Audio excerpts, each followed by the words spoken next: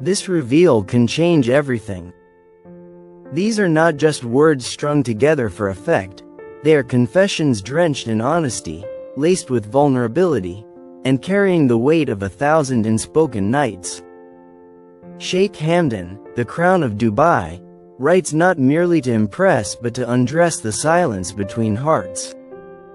This moment, this revelation, comes not from a place of power, but from a place of immense emotional risk.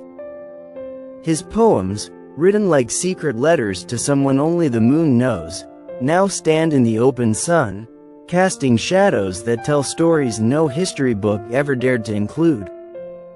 He once wrote of duty, of heritage, of the mighty desert that raised him. But now he writes of a different kind of devotion. One that defies royal expectations.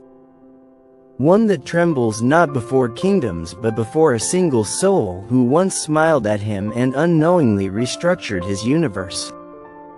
This reveal is not meant for applause. It is meant for that one heart who knows how to read between his silences and see the storms hidden behind his calm presence. This is not poetry. It is a love that no longer seeks permission to be felt. Sheikh Hamdan's words touch on memories buried deeper than the palace vaults.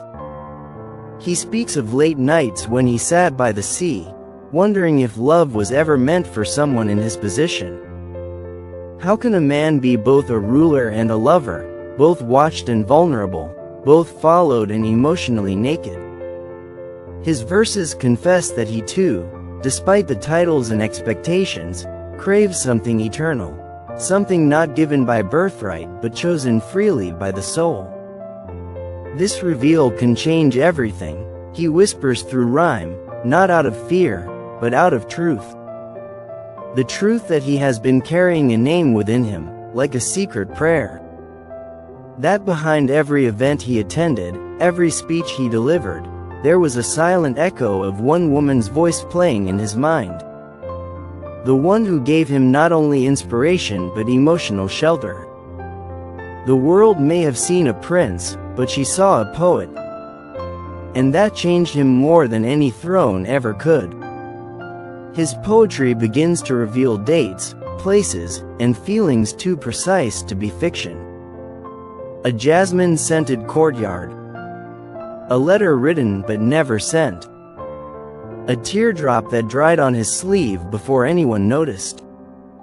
He speaks of longing like a man torn between duty and desire. And yet, there is no shame in his confession, only courage. The courage to say, yes, I loved her, I still do, and perhaps I always will, no matter what royal protocol dictates. As the stanzas flow, he speaks to her directly. Not using her name, but through metaphors she would recognize, like the falcon who never flew again after being released. Like the star that refused to rise once she stopped watching the sky. He writes for her, not the world. And those who truly understand poetry will know, this is the kind of love that doesn't fade. It transforms.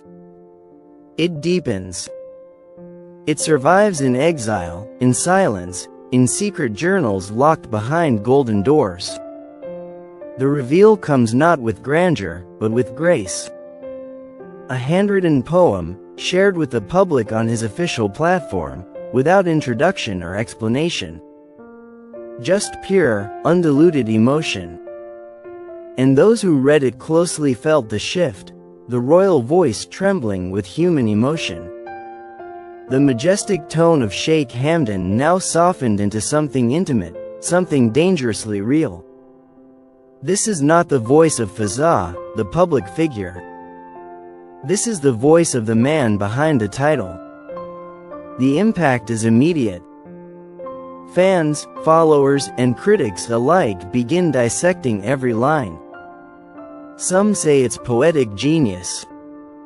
Others claim it's personal exposure.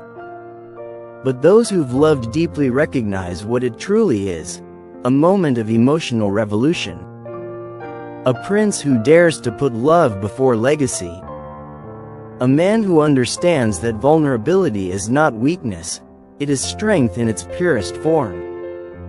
And that reveal, that audacity to feel publicly, shakes the very ground he walks on. He speaks of her perfume lingering in his dreams, of verses written in the margins of royal agendas, of how he memorized the exact tilt of her head when she laughed. And in these lines, we see not just romance, we see remembrance, devotion, regret, hope, and most of all, the promise that even if the world never understands, he will never stop writing for her. Because some loves are not for validation, they are for eternity. And as the final stanzas come to light, he leaves readers stunned. The poem ends not with a conclusion, but with a question. A haunting one. If I reveal my heart, will you return to me? It's not a plea. It's not a demand. It is a gentle hope, placed softly on the altar of destiny. The kind of question only a man truly in love would dare to ask, knowing the answer might shatter or save him. What follows in the wake of this poem is not silence, but awakening. Lovers who were afraid to speak now find their voices. Hearts that had closed now peek open.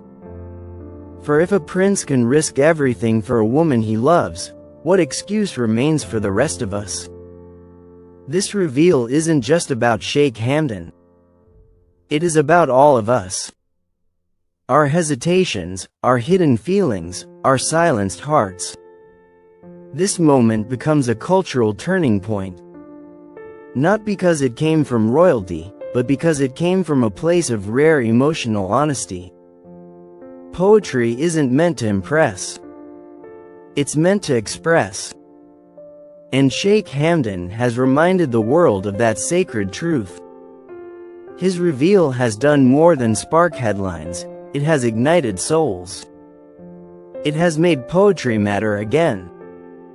In the days to come, fans gather not to gossip, but to recite. Couples read his poem at midnight. Old lovers reconnect. And somewhere, perhaps, the woman he wrote for reads it too. Quietly. Alone. Her eyes wet.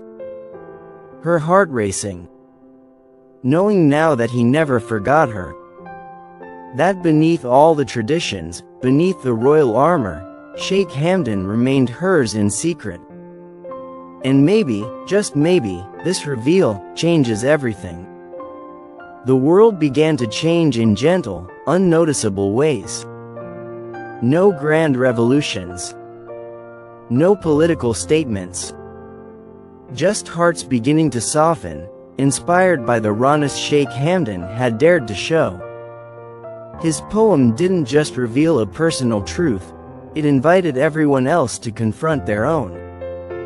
And slowly, like petals opening to the morning sun, people began to speak what they had long buried. Messages were sent.